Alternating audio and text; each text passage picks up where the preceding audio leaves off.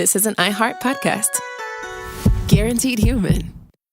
Work can be a little weird. Cringy training seminars, coworkers who won't stop talking about their plant, forgetting the mute button at an inopportune moment. We have to deal with a lot on any given workday. Sometimes it can feel hard to thrive and move forward in your career. Well, that's where LinkedIn comes in. LinkedIn helps you get ideas and insights from experts in your field, connect with people professionally, grow your network, and access tools designed to help you find the right fit for your next role. Whether you're just getting started, figuring out your next move, or looking to accelerate your career, LinkedIn is built to support you at every stage because LinkedIn is the network that works for you. Visit linkedin.com/knowstuff to learn more. The springtime thaw is finally here.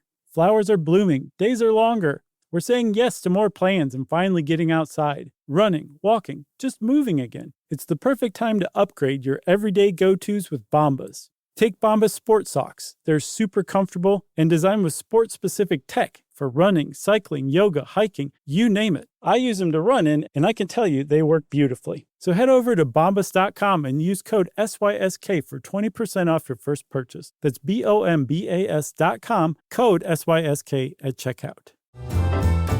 Welcome to Stuff You Should Know, a production of iHeartRadio.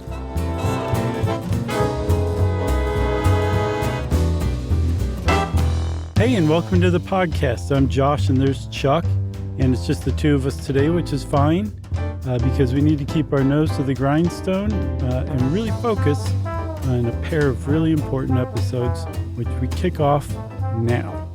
That's right. We haven't done a two-parter in a while, but as we got into the originally one-parter of the assassination of Martin Luther King Jr., you were like, man, there's a lot more here that we can just kind of explode this into a two-parter. Yeah, that was verbatim what I said. And I said, let's do it. There was a ton of stuff that I did not know about MLK's assassination. Yeah, same. James Earl Ray, like there's a lot of stuff around it. And it's just a reminder that history gets so boiled down to like its bare essence or even like a caricature of itself. And when you really dig into like a historical event, you're just reminded that there's just so many people affected and involved. Yeah. And it's not just, James Earl Ray shot Martin Luther King Jr. and, the world mourned. I mean, right. That was all true, but there was just so much more to it. So hopefully we'll kind of get some of that across in this. Yeah, for sure. I mean, we'll talk about it some, but I've been to the King Center. I've been to the Civil Rights Museum in Memphis at the Lorraine Motel. And I've thought I knew a lot about this stuff, but until we do our job like we do, I learned a lot more. So it's pretty great. So let's talk MLK because he kind of skyrocketed to prominence from just the start. He became involved in the Montgomery bus boycott, which most people say kicked off the civil rights era in the United States, thanks to Rosa Parks, who we did an episode on, Rosa Parks, Agent of Change. You remember that That's one? Right. That was good. Yeah, for sure. And all this is just, so we're setting the table kind of as a lead in to where things were in April of 1968. Yes. So like you said, 12-ish years earlier is when he really rose to prominence. And so much so that in February of 57, he was on the cover of Time magazine. Yeah. So in 1963, he was Time's Man of the Year after being on the cover just, a handful of years earlier. And in 1964, he won the Nobel Peace Prize. So he was one of the most famous Americans by the early 1960s. Yes. But one of the things you don't learn about these days as often is that he was at that point beginning to become widely criticized. Yeah. Not just by white Americans, many of whom have been criticizing him all along, but by Black Americans as well. There was a real division in the civil rights movement between Martin Luther King's vision of his doctrine of nonviolence, which is basically saying like, hey, we're going to essentially do everything we can to show white Americans the problems that Black Americans face just by being Black in America. And no matter what they do to us, we're not going to fight back. and we're going to make an example of ourselves that will hopefully set for them. And the ultimate goal was to integrate into America, to integrate Black Americans into America so that there wasn't Black America and white America. And that ran very much contrary to the other rival idea, which was Malcolm X's idea. Yeah, and we haven't done one on Malcolm X yet, so maybe we should hit that up as a follow-up at some point. For sure. But yes, this was, sort of the other side of the coin. Malcolm X believed in Black separatism. He was like, this nonviolent approach isn't working, and Black people cannot integrate into white America. It's a racist society, and it's just not possible. So we need self-determination. Violence, by any means necessary, is an acceptable sort of avenue to achieve the goals of Black determination, and especially considering violence is being inflicted upon Black people by white people constantly.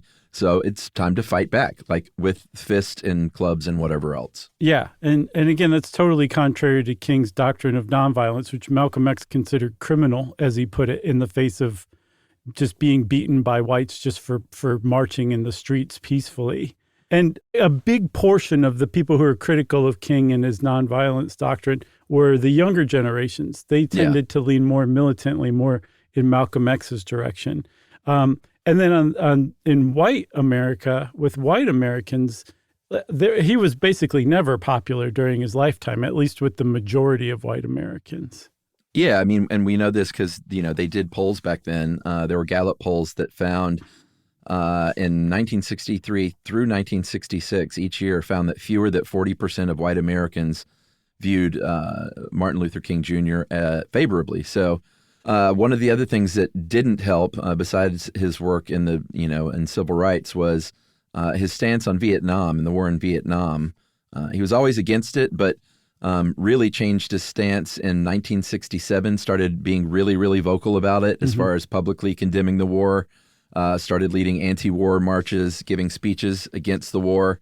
One very famous one was Beyond Vietnam, A Time to Break the Silence, a speech he gave in New York City at Riverside Church in April, actually exactly 1 year, April 4th, 1967, before his murder. And this was a very controversial speech because it was his most adamant anti-war, anti-Vietnam speech yet, and he specifically called out America and the U.S. military by sending a disproportionate number of, kind of poor Black American boys to fight that war. Yeah. And so it's really hard to overstate how controversial this speech was. Like, he just stopped mincing words and came out and said everything that needed to be said. And so his alliance with Lyndon Baines Johnson, who was president at the time, was just shattered right then. LBJ stepped away from him, publicly broke with him. I think Laura helped us out with this. She found 168 newspapers issued editorials denouncing him for that speech.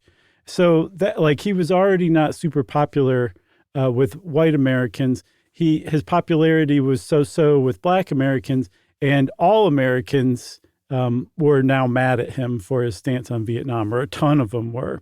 And then one of the other things that really proved to be very difficult for him later in his life, later in his career, was he shifted focus from strictly civil rights for Black Americans to economic justice for poor Americans of all races. He created something called the Poor People's Campaign. He came up with an economic bill of rights that is essentially pretty socialist, at its core. And he also basically said, like, this campaign is also going to be a shift, not just in focus, but in potency. Like, we're not going to be quite as peaceful as we were before. We're not going to go Malcolm X, like full on militant, but you can expect, I think he famously said 15 to 16% more militancy. Right. Yeah. And, this shift, so he already had, people coming at him from all sides. And now even within his own camp, they didn't love it either. His advisors and his staff didn't love this change of direction. So, by the time April of 1968 rolls around, he's exhausted, he's tired, He's got people coming at him from every angle, even within his own camp. And he just wasn't at his peak personally or with his career. Right. So, Chuck, do you want to take a break now? Yeah. Well, we've set the stage with where King was, and we'll come back and then set the stage with Memphis and where Memphis was. Well, it was in Tennessee, but how Memphis was in April of 1968.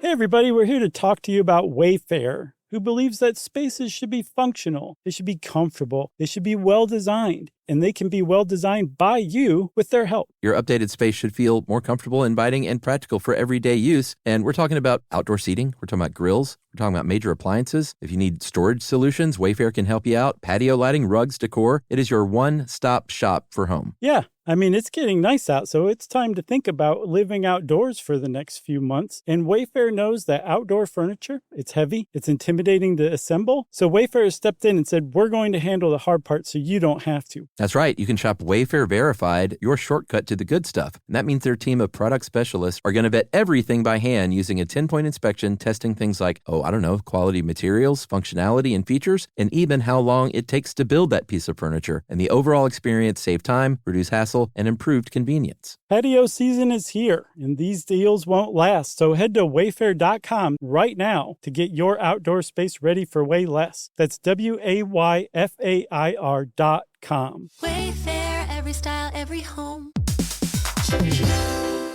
In business, there's no room for guesswork. Every shipment matters. Every deadline counts. When you're trying to keep operations running smoothly, the last thing you need is uncertainty. That's right. That's why reliability is at the core of USPS Ground Advantage. From the moment your package is first scanned in, it moves through a secure, nationwide network, aiding in a timely and accurate delivery. You get near real-time tracking so you can keep up with your shipments. And with affordable upfront pricing, there are no hidden fees or surprise surcharges to throw off your cost sheets. That's right, and that all adds up to predictable deliveries that you can depend on. Because knowing your logistics are handled lets you focus on everything else, your customers, your team, and the future that you're building. Just visit USPS.com/Ground Advantage to start shipping with confidence. USPS Ground Advantage.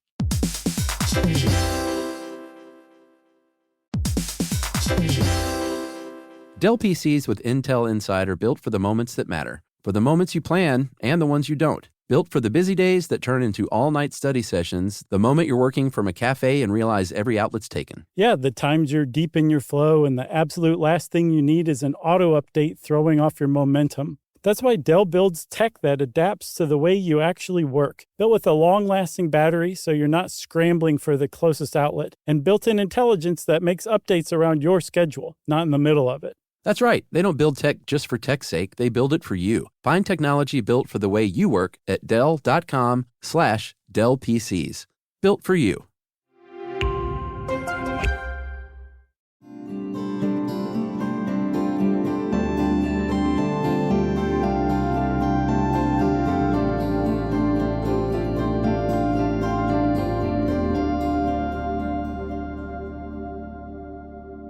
So in the spring of 1968, Memphis, Tennessee, which had previously prided itself on its white community and black communities kind of, fairly getting along, especially compared to some other places like places in Alabama, it was by this time in high tension as a town.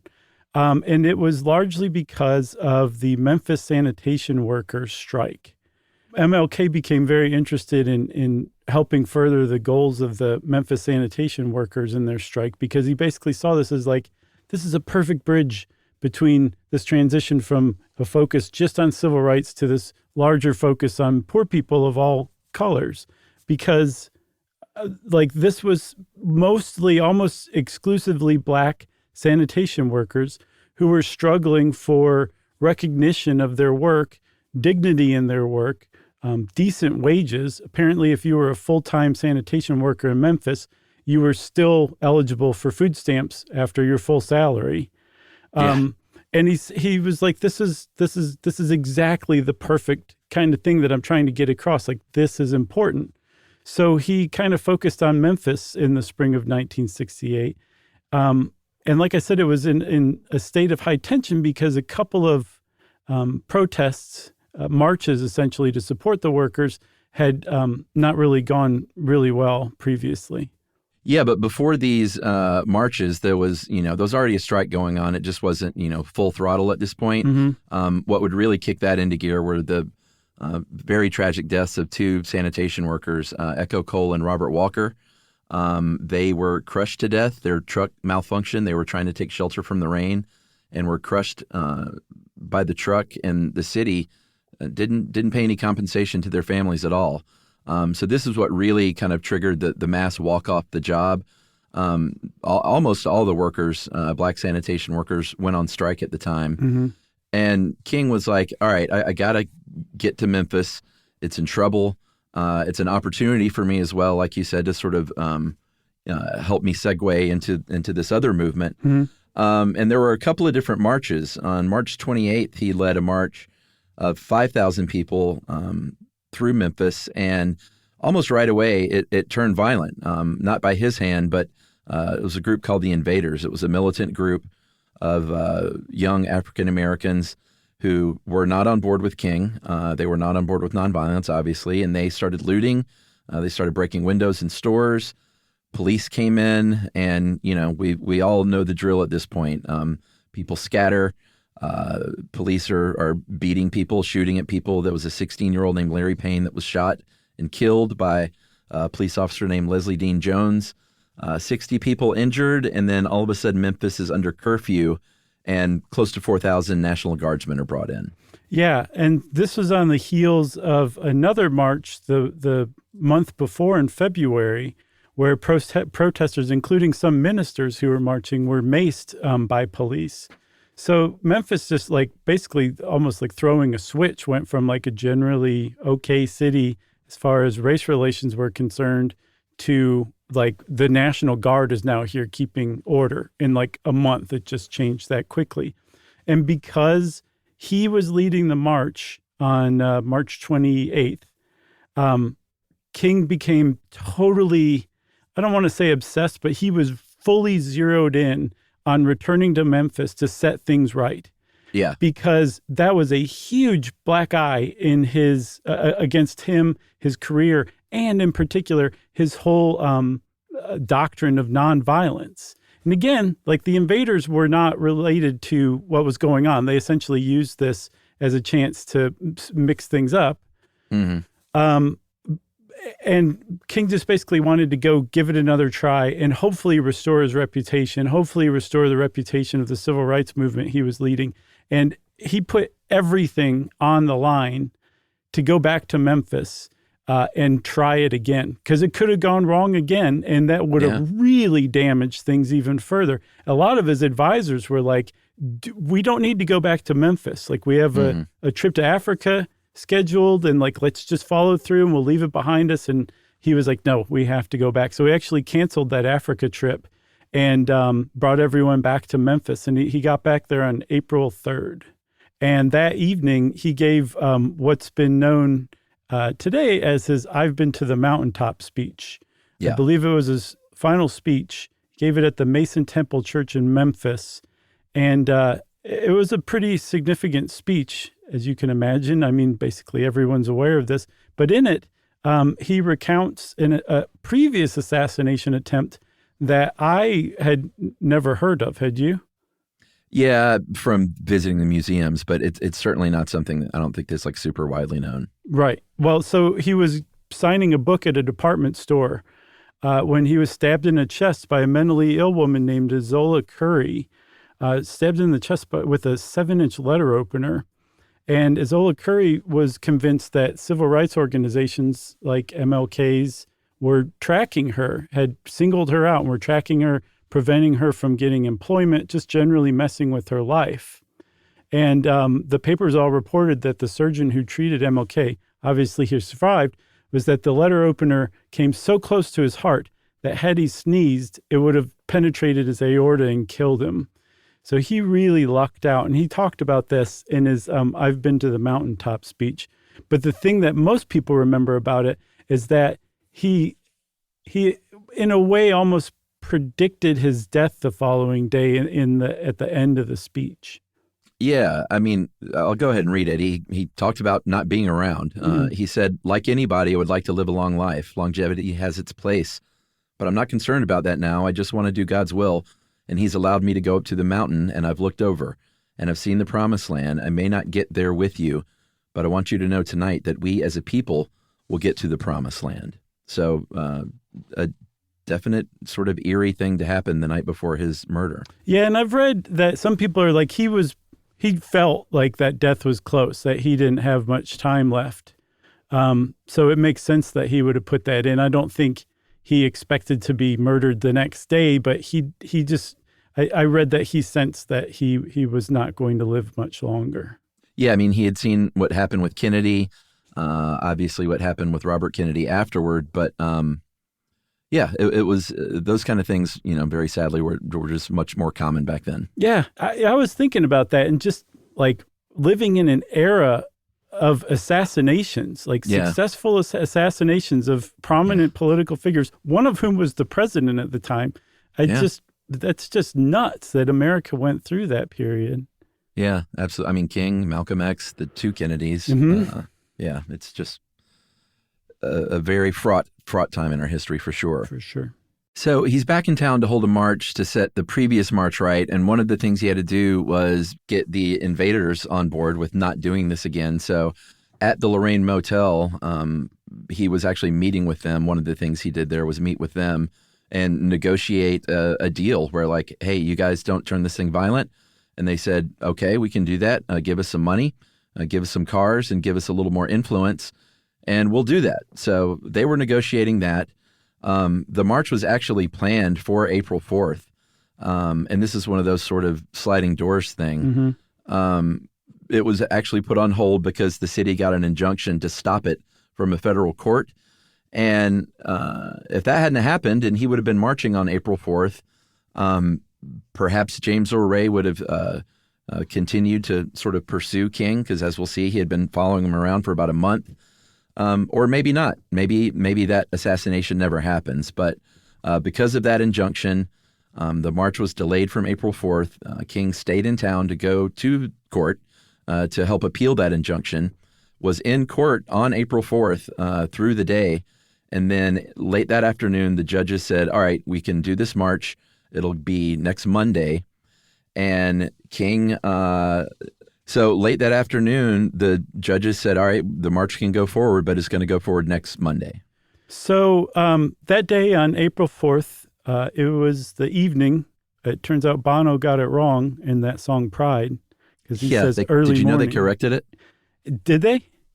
Yeah, they I never listened to much of it, but they put out reimaginings of a bunch of their songs called Songs of Surrender. And like you said, it was early morning, April 4th, shot rings out in the Memphis sky, and the song Pride in the Name of Love. And he changed it to in the evening, April 4th. Well, yes, that's much more accurate because that's when it happened. King had just been grinding away in Memphis for 2 days by then, and he was staying in room 306 of the now very famous Lorraine Motel. That was the room that he usually took anytime he and his people were in Memphis. They stayed at the Lorraine Hotel. Because it was a black-owned business and had been owned by Walter Bailey and his wife Lori since the 1940s. It was listed in the Green Book even. It was just a black-owned business, and it was a nice hotel to stay in. And by the time the late afternoon, early evening rolled around, MLK was late for a dinner at the Reverend Billy Kyle's house in Memphis. And they all started to leave to head to Billy Kyle's house for dinner. And he stepped outside of his room and onto the balcony, and he was speaking down to some other members of his group. I think he told one of them to start the car, and a shot did ring out, and it hit MLK in the face. Yeah, sort of in the chin and jaw area and the neckline. There's that very famous photograph of the people, his group standing on the balcony. I think like three guys are pointing across Mulberry Street, which ran between the Lorraine Motel and the, what was it, the Bessie what boarding house? Bessie Brewer's boarding house? Yeah, Bessie Brewer's boarding house. And they were like, that's where the shot came from. The picture was taken by a South African photographer named Joseph Louw, L-O-U-W. Became one of the most famous, photographs in American history, of course. And the gentleman kneeling, attending to King, trying to do whatever he could, that was a guy named Merrill McCullough, and he was an undercover cop who had infiltrated the invaders. So just by chance, he was on hand as an undercover cop there, and he's the one that's kneeling, kind of trying to tend to King. Again, he was shot at 6:01, was alive even at the hospital, barely, but he died just an hour later. He's pronounced dead at the age of 39 at 7:05 p.m. Yeah, and a doctor named Jerry T. Francisco was the medical examiner at Shelby County at the time, and he conducted an autopsy, and he concluded that Martin Luther King was killed by a gunshot wound to the chin and neck with a total transaction of the lower cervical and upper thoracic spinal cord and other structures of the neck. I read somewhere that Martin Luther King probably didn't even hear the shot that killed him. It just hit him so fast. It was shot from a high-powered rifle at, close enough by that, like he just wouldn't have heard it. And I was thinking it was possible that he died almost instantly. Had you read that he was still alive for a period, like when he got to the hospital? Yeah, he was apparently just hanging on. He was alive in the ambulance. He was alive, I think, shortly after he got to the hospital. Well, hopefully he was completely unconscious at the time. So, I mean, it's my hope that he just never knew what hit him or anything hit him. I didn't realize that. I thought he probably died instantly. Yeah, but when Francisco, that doctor, he described the gunshot wound, but he didn't fully dissect the path of the bullet. He said he did that because he didn't want to deform the body any further. Mm-hmm. But that, of course, would help out later with conspiracy theories, as far as, not having a full accounting of the path of the bullet, which we'll get into all that, I believe, in part 2. Yeah.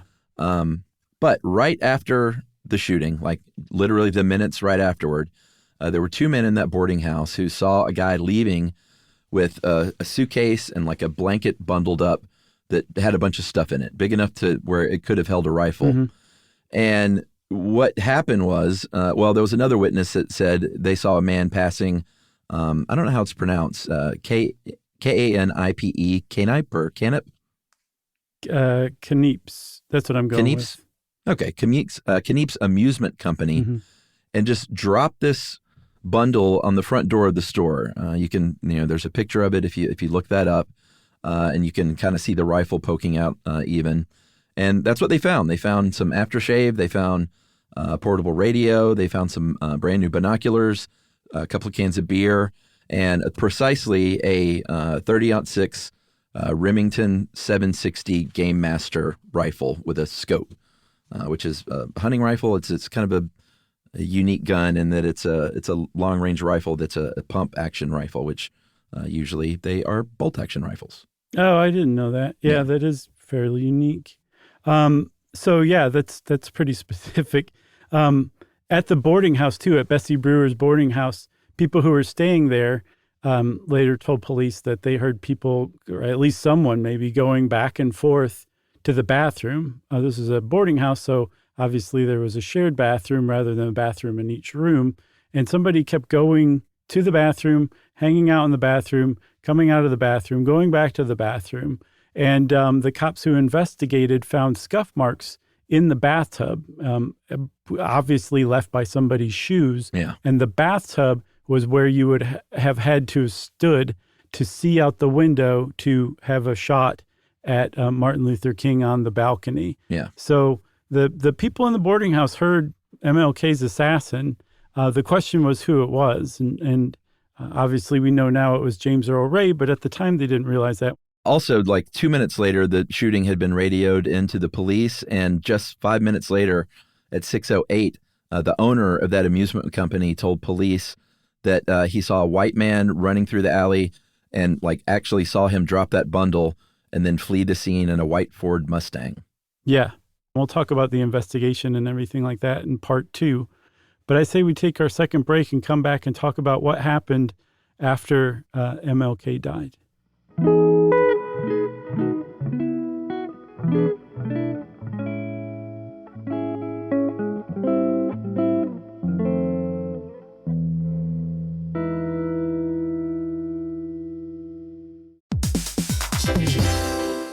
In business, there's no room for guesswork. Every shipment matters. Every deadline counts. When you're trying to keep operations running smoothly, the last thing you need is uncertainty. That's right. That's why reliability is at the core of USPS Ground Advantage. From the moment your package is first scanned in, it moves through a secure, nationwide network, aiding in a timely and accurate delivery. You get near real-time tracking so you can keep up with your shipments. And with affordable upfront pricing, there are no hidden fees or surprise surcharges to throw off your cost sheets. That's right, and that all adds up to predictable deliveries that you can depend on. Because knowing your logistics are handled lets you focus on everything else, your customers, your team, and the future that you're building. Just visit USPS.com/Ground Advantage to start shipping with confidence. USPS Ground Advantage.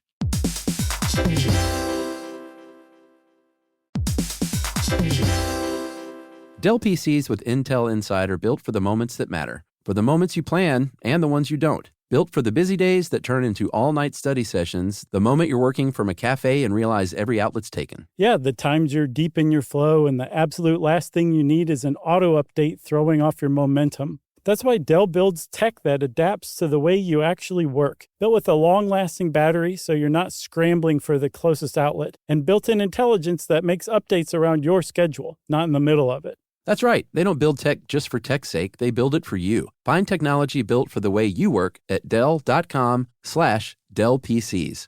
Built for you. The universe is full of mysteries. Black holes, quantum physics, galaxies. On TikTok, millions of people are learning more about the universe around them every day. Scientists break down complex theories, demonstrate experiments, and connect dots between the cosmos and our daily lives. One scroll might reveal the concepts on the fabric of space-time, the next an optical illusion. It's discovery on a massive scale, where millions learn something new every day.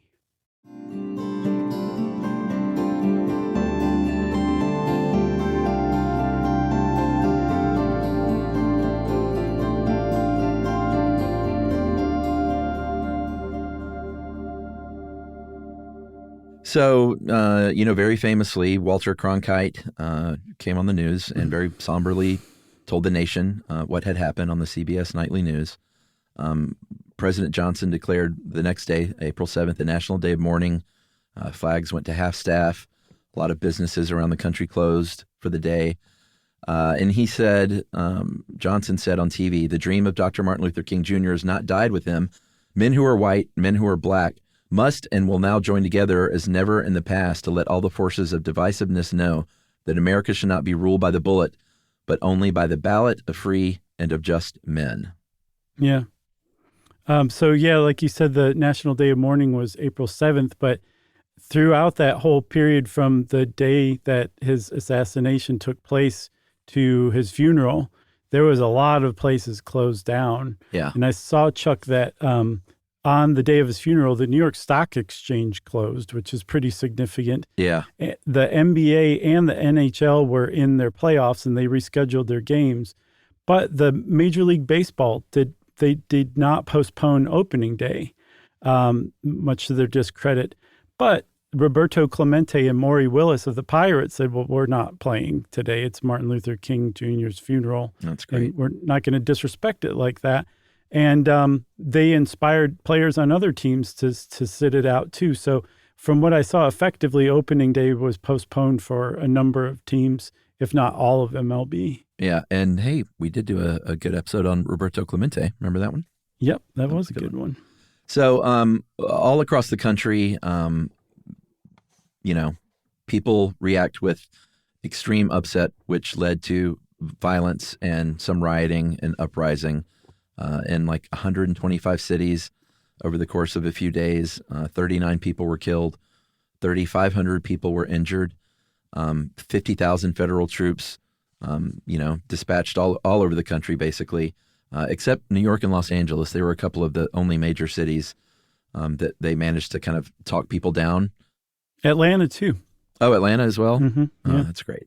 So despite the fact that, Black folks and a lot of white folks are mourning this death, it also sort of widened the rift because it became a symbol all of a sudden as white America's rejection of equal rights, basically, and white Americans' rejection of nonviolence by literally dying by a bullet, a nonviolent man. Mm-hmm. But there were, it wasn't just this. This was sort of the straw that broke the camel's back with just sort of the state of things in 1968 with race relations. Yeah, I would call it more like a match thrown on a powder keg. The explosive reaction was, like you said, not just because of MLK's assassination, but that was the thing that set it off. Previously, the summer before, it was called the Long Hot Summer. Yeah. Because there'd been a ton of riots nationwide in cities like Detroit. There was 5 days of rioting. It just kept happening all over the place in Black communities around the United States. And there were reasons for this. There were, like, segregation had officially ended, but in practice, there was tons of segregation left, especially kinds of like housing discrimination that essentially created Black ghettos in downtown American cities that white Americans had left for the suburbs. And then they were starting to build highways through these cities, and it was tough to find employment. And the city itself didn't usually maintain stuff there, so it was crumbling and deteriorating. So there was a ton of frustration already, and there had been riots already, but there were a ton of them after MLK passed as well. Yeah, and, there was a legitimate fear that a race war could break out in the United States. It wasn't, I don't think it was overstated looking back that was a very real thing that could have happened. And there was one editorial writer who basically in the month after the assassination was like, King was the one that was preventing this from happening. Mm-hmm. So we may be in trouble here in the United States, like real trouble. Thankfully, that didn't happen, obviously. But like we said, a lot of these cities, people were killed, arrested, buildings were burned. Wilmington, Delaware was occupied by the National Guard for a year afterward. And looking back, it's looked as basically it was just a harassment campaign that made things worse.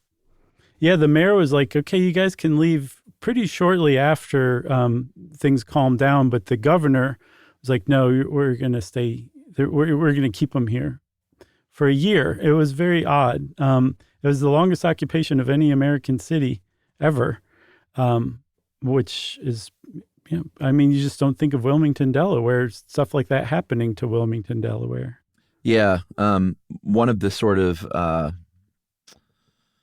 positive things that happened after this, and it's hard to even frame it like that, but Coretta Scott King, Martin Luther King's widow, did finish the job in Memphis on April 8th. She did lead that march with her 4 small kids, along with 40,000 other people in a silent march. And that was King, Martin Luther King was so adamant about going back to Memphis and having a nonviolent march. So it was, special that she was able to see that through. Yeah. And imagine seeing 40,000 people pass by you silently. Man. How powerful that would be to see. Yeah. So the following day after Coretta Scott King led the Memphis march that MLK had set out to lead, his funeral was held in Atlanta at Ebenezer Baptist Church, where he had been a preacher. Yeah. And I think his father was the preacher there at the time. Is that right? I'm not sure. It's like 4 miles from my house. Yeah. Right in the middle of Atlanta. I don't know.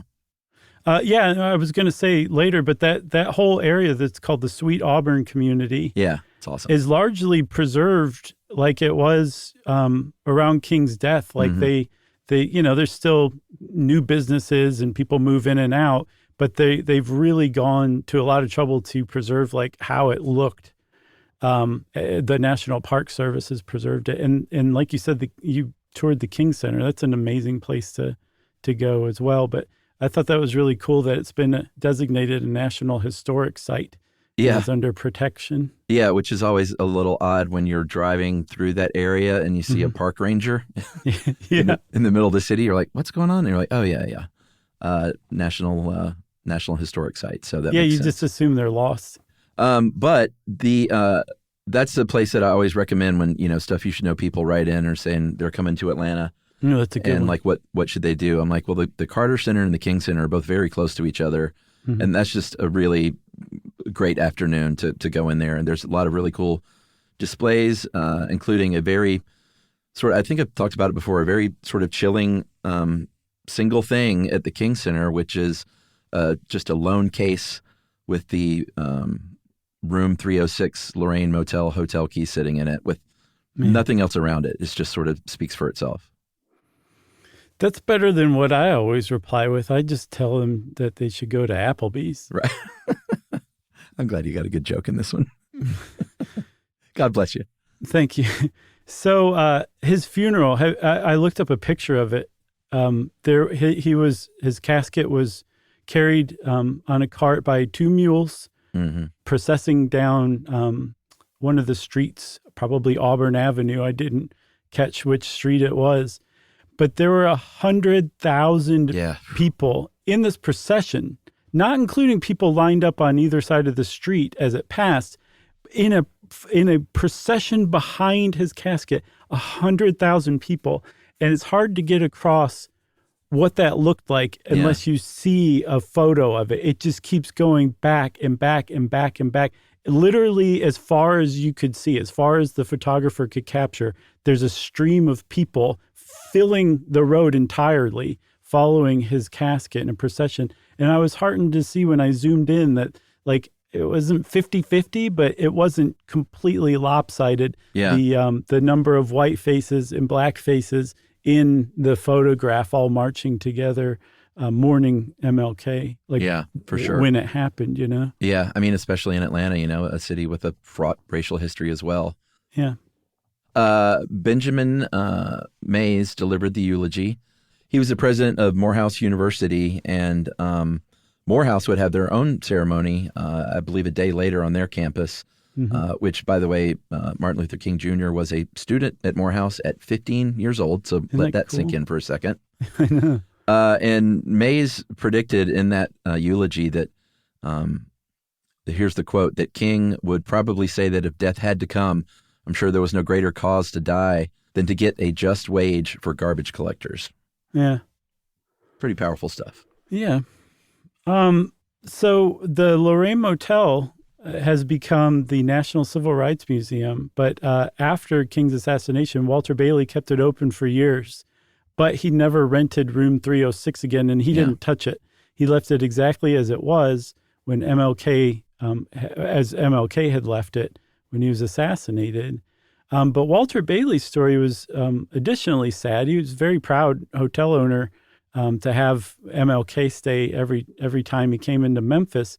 So it was bad enough that Martin Luther King was assassinated at his motel, but he also, his wife, Lori, who the motel was named after, she had a stroke in all of the commotion and the horrificness of what had happened right after MLK was assassinated.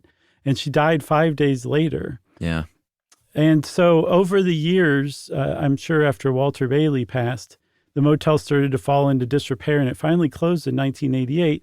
But it was purchased and refurbished and preserved and turned into the National Civil Rights Museum, like I said, which is, I've not been there, but it looks like a world-class museum, and it looks amazing. And they've preserved room 306 just as King left it as well. Yeah, it is a great museum. I can highly recommend Memphis as a whole for a weekend trip. I've spoken before. That's where my mom's family is from, and grew up going to Memphis, and went back a couple of years ago with Ruby, and it's just a great weekend. You can go see that. You can go to, there's obviously all the Graceland and Sun Records and Stax Records and Beale Street. It's just, you can easily find like 3 days of great, fun stuff to do in Memphis.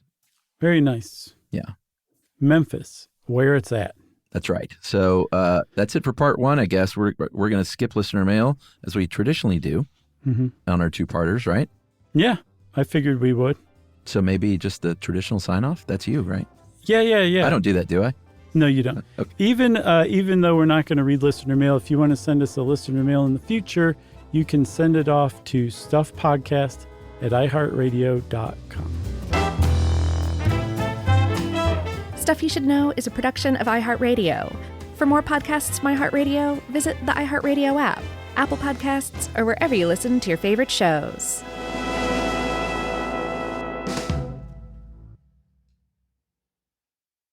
You know, you could be adored by everyone and still completely ignored by your cat. Trust me, I know. But if you feed your cat Sheba, you can go from being ignored to truly adored in 12 days guaranteed or your money back. Sheba has a full menu of products, appetizers, entrees, treats, even a kitten's menu. It's so cute. So Sheba has a product for even the pickiest eater. Like Sheba Puree, it's made with bone broth. They are chef-inspired flavors. It's got a smooth and creamy texture that cats love and contains no corn, wheat, soy, or artificial flavors. It's food that your cat's gonna love. To learn more, check out Sheba.com. That's SHEBA.com. Everyone knows winter is the real mess maker. You don't need WeatherTech floor liners for summer unless you hit the beach and half the beach ends up back in your car, or the campsite dirt ends up in your trunk. Then you'd want a cargo liner, or a road trip goes sideways, lemonade spills, ketchup goes rogue, ice cream drips. Yeah, you'd be pretty happy about those WeatherTech seat protectors. So just to be clear, as the mud you're inevitably going to step in this summer, you don't need WeatherTech unless you plan on doing summer.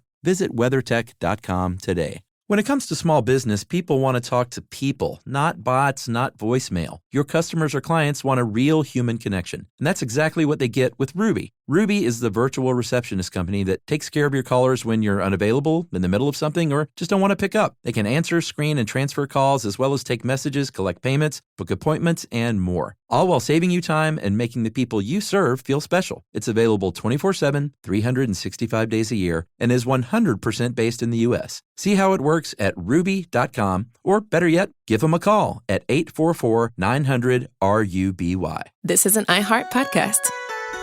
Guaranteed human.